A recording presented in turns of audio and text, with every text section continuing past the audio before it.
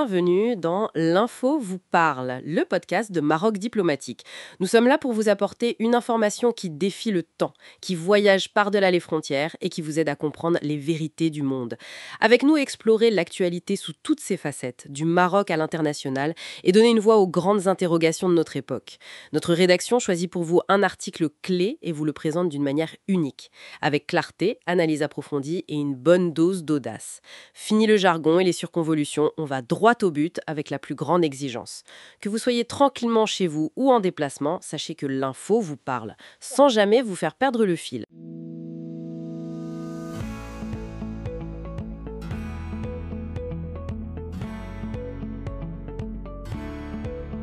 Aujourd'hui, on va parler d'un sujet vraiment central pour notre économie, comment nos PME marocaines se positionnent à l'international. Oui, c'est essentiel.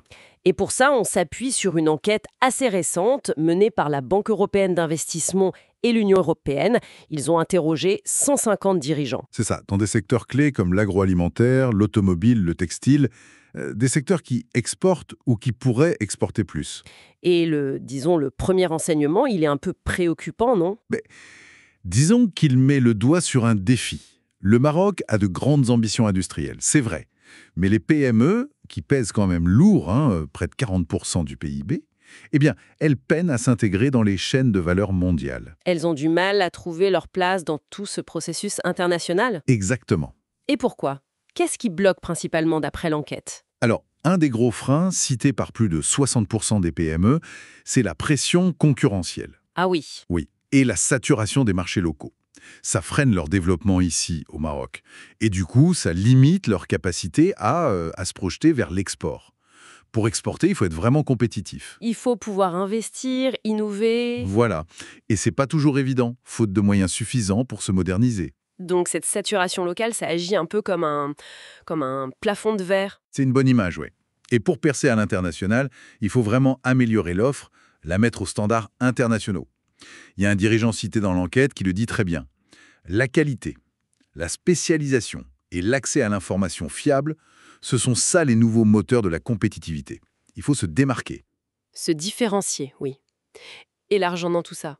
On sait que l'accès au financement, c'est souvent compliqué pour les PME. Ah ben oui, ça reste un obstacle structurel majeur. L'enquête le confirme. Près de la moitié des entreprises interrogées considèrent que le manque de capital, ça bloque directement leur projet d'export. La moitié quand même ? Oui. Et les chiffres le montrent. Seul un tiers exporte régulièrement. Et 20% carrément n'ont aucun accès au marché étranger. C'est énorme. C'est énorme. Et la frilosité des banques, les conditions de crédit parfois dures, ça n'aide pas, c'est clair.